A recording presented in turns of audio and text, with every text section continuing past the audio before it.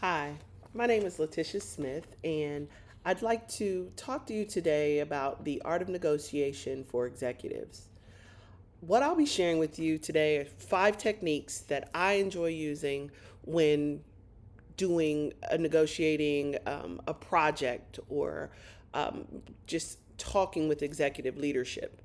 The perspective that I'm going to come to through, or the context that I'd like to use with you today, is from an enterprise risk management department's view. Okay, let's set the stage. Imagine you're sitting across from senior leaders, a business partner, or a stakeholder who has already decided what they want. Your budget is tight, timelines are aggressive, the risk is real.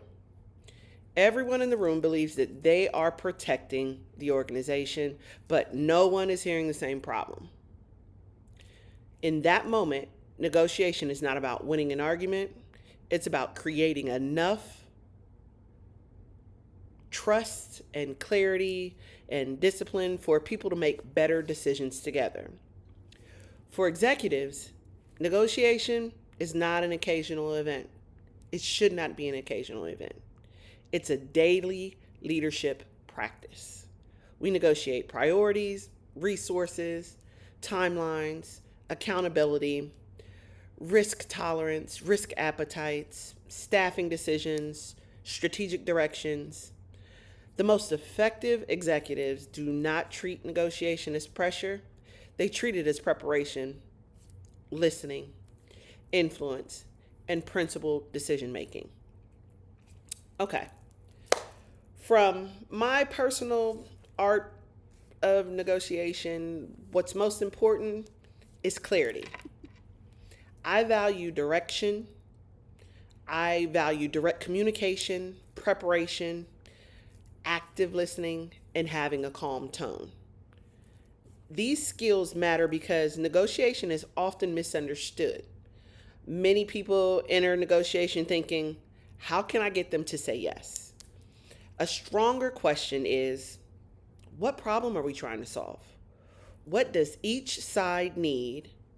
And what agreement will hold up after the meeting ends? That distinction matters in organizations like the Federal Reserve Bank of Cleveland, where decisions affect operational resilience, risk management, governance, employees, and even public trust. In enterprise risk management, the goal is not simply to persuade someone to accept a certain position, but the goal is to reach a sound decision that protects both the organization as well as your employee while preserving relationships and credibility. Okay, so 5 techniques that I believe are crucial to executive negotiation. The first technique is prepare before you persuade. Okay? The first influential component of executive negotiation is preparation. Preparation means knowing your objective, having your evidence, knowing your boundaries, and your BATNA, or best alternative to a negotiation agreement. In plain language, your BATNA is what will you do if an agreement is not reached. It protects leaders from accepting a weak agreement simply because the conversation was uncomfortable.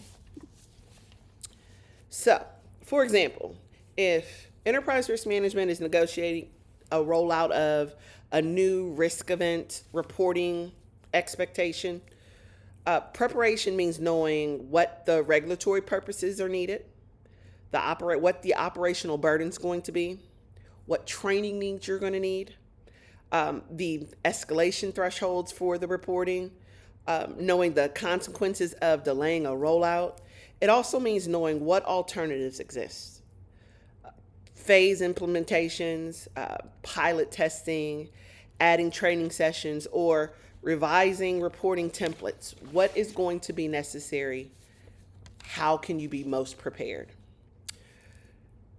Ultimately, preparation gives an executive confidence without becoming very rigid. It allows the leadership to say, hey, Here's what must be protected, and here is where we need to have flexibility, and here is the evidence guiding this decision. That influence, it grounds the credibility. So, technique number 2, separate your people from your problems. Okay, this sounds pretty easy, but this technique, it really, really helps to separate people from the problem, right? In high stakes conversations, people are often attached to identity, your pride, or fear of their position. A department may resist the new risk process because it feels like it's criticism. If I identify a risk, then I'm criticizing my department. A leader may push back on staffing reductions because they're worried about the morale, right? If I innovate something new and this risk reporting is new, will someone lose their job? That's going to affect morale. A stakeholder may challenge a control recommendation because they believe it'll slow down the delivery of your process or of your product. An executive negotiator must lower defenses without lowering the standards. Again, lower defenses without lowering standards. One way to do that is to name the shared purpose, right? We're not here to blame a team. We're here to protect the institution and to make the process easier or workable or more innovative. That statement alone shifts the room from personal resistance to the problem to problem solving. Again, that statement alone can shift the room from personal resistance to problem solving. This is where emotional intelligence becomes practical. A calm presence, respectful tone, making eye contact, being an active listener can change the complete temperature of a conversation, change the whole mood in the room. Leaders do not lose authority by active listening. They gain information and they're able to leverage this information. So again, technique 2, separate the people from the problem. Technique 3. The third technique is to focus on interests and not positions. A position is what someone says they want, and interest is why they want it. In executive negotiation, the stated position may be we cannot absorb another reporting requirement. The underlying interest may be the capacity or role clarity or system limitations or fear that the employee will be blamed for late reporting. The leader's responsibility is to ask better questions when negotiating. What risks are you most concerned about? Again, implementing your active listening. Ask questions. What part of the process creates the greatest burden at this time? What would make this requirement more sustainable? Ask open-ended questions and slow down assumptions. This really reveals the real negotiating point. Once interests are visible, leaders can create options. Perhaps the final agreement includes a simplified reporting form, clear definitions for reporting events. Managers can have canned talking points to help, and even implementing a 60-day review period. That is a better executive outcome because it addresses both sides, the need for strong risk reporting and the need for operational feasibility. Again, focus on your interests and not the position. All right. Technique 4, use objective criteria. That sounds easy, right? Using objective criteria, executive negotiation becomes unsustainable. It becomes unstable when decisions are based only on rank, personality, or who speaks most forcefully. Objective criteria brings fairness and discipline into the room. Let's make the main thing the main thing. It's easy. For enterprise risk management, Criteria may include policy requirements, right? That takes the people out of it. This is what the policy requires. It may involve audit findings or regulatory expectations or incident data, risk appetites, risk tolerance. Your criteria is based on some staffing analysis that have been performed, or expectations of service level, or industry benchmarks. When leaders use objective criteria, the conversation becomes less about performance and more about stewardship. A useful executive phrase is, let's agree on the standards before we even debate about the solutions, right? Let's talk about what is necessary before we already try and solve the problem. Let's determine what the problem is. That's one sentence that can prevent a negotiation from becoming more of a political stance. It asks everyone to align the evidence first. Let's make the main thing the main thing. Okay. Technique number 5. Listen for what's not being said. This is where we implement our active listening. This is where we read the room, right? The 5th skill, or the 5th technique, is listening to what's not being said. Negotiation is not only the words that are spoken across the table, it's also hesitation, silence, repeated concern. If you have someone who keeps bringing up the same concern, and the issue no one wants to name, right? The issue no one wants to talk about. Read the room. Try and determine what's not being said. Techniques such as mirroring or paraphrasing or labeling can help. Mirroring is just repeating keywords or phrases so the other person continues explaining. Paraphrasing confirms an understanding, right? So what you are saying to me is A, B, C, and D. Is that correct? Confirming that what you hear and that you're understanding what it's being said. Labeling names or emotions or concerns without judgment, such as, it sounds like the timeline is creating a concern about quality and employee fatigue. Again, paraphrasing, just repeating, I understand this is what you're saying, and getting an agreement.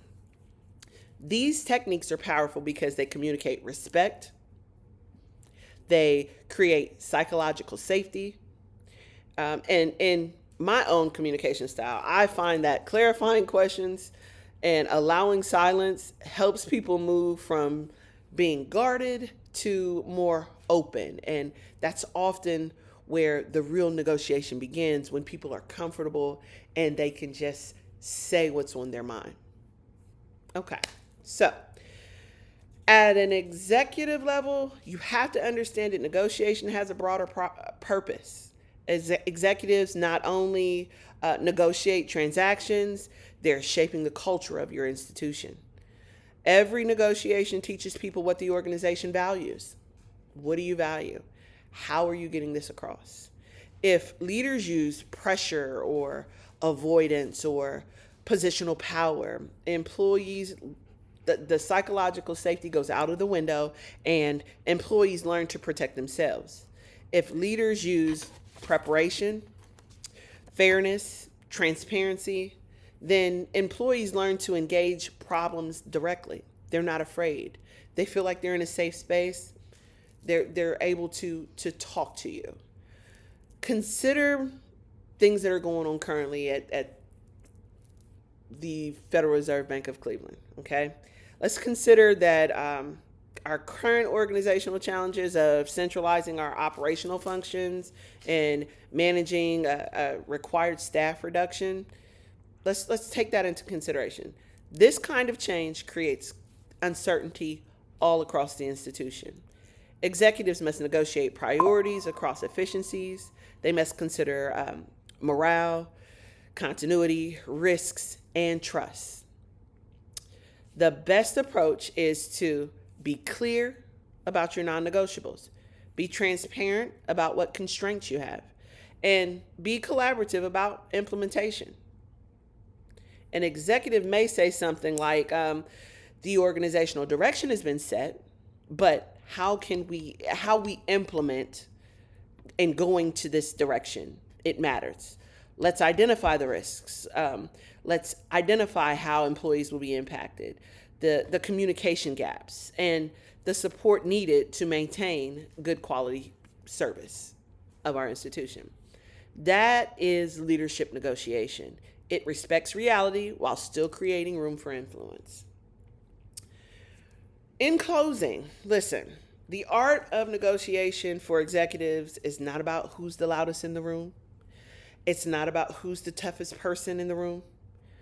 It's about who's most prepared, who's most disciplined, and who is most committed to reaching a durable outcome. My challenge to every executive is this: before you have your next difficult conversation, let's do these 4 things, okay? Let's define your BATNA, all right? Identify the other parties, interests. Decide what objective criteria should guide the decision, and then enter the room ready to listen before you lead. Again, I'll say that again. Enter the room ready to listen before you lead. Because the strongest negotiations, they do more than just close the deal. Great negotiation builds trust, it protects the mission, and strengthens the organization long after the conversation ends. Thank you.